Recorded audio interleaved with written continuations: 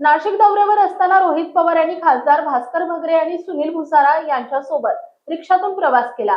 रामकालपथ प्रकल्पामुळे परिसरात सुरू असलेल्या कामांचा प्रत्यक्ष अनुभव घेण्यासाठी हा रिक्षा प्रवास करण्यात आला।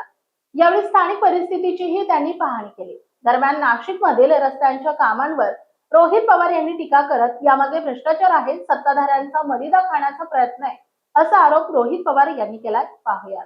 रिक्षाने आज प्रवास केलाय बघा, नाशिकमध्ये परिस्थिती काय झाली आहे की इथले सगळे रस्ते खोदले आणि कशासाठी खोदलेत तर रस्ते चांगले होण्यासाठी खोदले। काही काही तर चांगले असणारे रस्ते सुद्धा खोदले, पण चांगलं करण्याच्या नादात या रस्त्याच्या खोदण्यापाठीमागे एक भ्रष्टाचार आहे, मलिदा खाण्याचा प्रयत्न सत्ताधाऱ्यांचा आहे असं आमचं ठाम त्याच्यामध्ये मत आहे। कुठंच नियोजन कुठेही खोदलंय, सामान्य लोकांना खूप मोठी अडचण झालेली आहे। आज जर चुकून पाऊस आला तर लोकांना येणं जाणं सुद्धा अडचणीचं तिथं ठरणार आहे। आता याच्या मागे काय भ्रष्टाचार, कशा पद्धतीने भ्रष्टाचार केला पुढच्या काही दिवसांमध्ये मी बोलणारच आहे। त्यामुळे प्रभू श्रीरामांचं समोर नतमस्तक होत असताना या बलाढ्य शक्तीच्या विरोधात जे सामान्य लोकांना अडचणीत आणतायत त्यांच्या या नेत्यांच्या विरोधात लढत असताना आम्हाला शक्ती देऊ अशी प्रार्थना आम्ही सर्वांनी इथे केलेली आहे।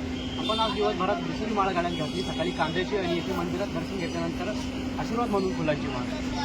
कसं आहे, याच्यातून एक संदेश फार स्पष्टपणे जातो, लोकांच्या हितासाठी तुम्ही लढलात। जसं आम्ही सगळेजण मिळून सकाळी रस्त्यावर उतरून लोकांच्यासाठी तिथं लढत होतो, आम्हाला पोलीस स्टेशनला सुद्धा पिंजऱ्यामध्ये टाकून तिथं नेलं आणि मग त्यावेळेस आमच्या गळ्यामध्ये कांद्याची माळ म्हणजे शेतकऱ्यांनी आणि सामान्य लोकांनी कष्ट केलेल्या ज्या काही गोष्टी असतात त्या कष्टाचं एक प्रतीक म्हणून ती माळ होती। त्यांच्यासाठी लढलो, काही प्रमाणात यश आलं आणि यश आल्यानंतर प्रभू श्रीरामांचं दर्शन घेण्यासाठी आल्यानंतर त्यांच्या चरणी अर्पण केलेली एक फुलाची हार ही आमच्या गळ्यामध्ये घातल्यात आली। त्याचा अर्थ माणुसकीसाठी तुम्ही लढलात तर प्रभू श्रीराम असतील आणि सगळेच देव आणि सर्व ईश्वरी ताकद आणि अध्यात्म हे आपल्याबरोबर असतं हे कुठे सिद्ध होतं। पण देवापुढे हात जोडले, नमस्कार केला, डोळे मिटले होते, काय मागितले? यंदा पाऊस येणार नाही असं सांगण्यात येतं। त्यामुळे प्रभूंच्या पुढे नतमस्तक होऊन त्यांना विनंती केली, प्रार्थना केली की जे काय अंदाज काढलेत पावसाचे ते सगळे खोटे ठरू दे, खूप मोठ्या प्रमाणात पाऊस येऊ दे, आमच्या शेतकऱ्याला, आमच्या मजुराला, ग्रामीण भागातल्या लोकांना न्याय दे। त्याच्याचबरोबर जी काही युवा आहेत, शहरी भाग, ग्रामीण भाग, बेरोजगारी मोठ्या प्रमाणात वाढते ती कुठेतरी कमी होऊ दे आणि महिलांवरचे अत्याचार संपू दे।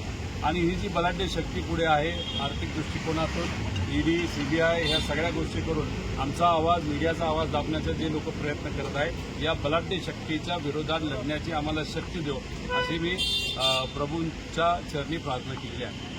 दादा, ह्या मंदिराची एक दादांची आठवण आहे। विधानसभेच्या अगोदर अजितदादा मंदिरात आले होते, कपिल एक ती आठवण काय दादांच्या बाबतीत जर बोलायचं पवार साहेब पण आणि दादांनी सुद्धा बऱ्याच विकास आराखड्याच्या माध्यमातून बरेच जे काही प्रमुख देवस्थान आहे विकास आराखडा करत असताना प्रामुख्याने फायनान्स मिनिस्टर म्हणून त्यांनी खूप मनापासून तिथे लक्ष दिलेलं आहे। हा जो आराखडा इथं मान्य आहे तो सुद्धा अजितदादांच्या फायनान्स मिनिस्टरच्या काळामध्ये तिथं झालेला आहे। त्यामुळे दादा फक्त नाही तर पवार परिवार हे कधी दिखावा करत नाही। काही लोक दिखावा फार करतात की आम्ही बघा देवदेव करतो हे, पण देवाली आणि अध्यात्माली आपल्याला जे सांगितलं की लोकांची सेवा करा, माणुसकी जपा, त्या दृष्टिकोनातून दादाही तसंच काम करायचे, आम्ही तसंच काम करतो।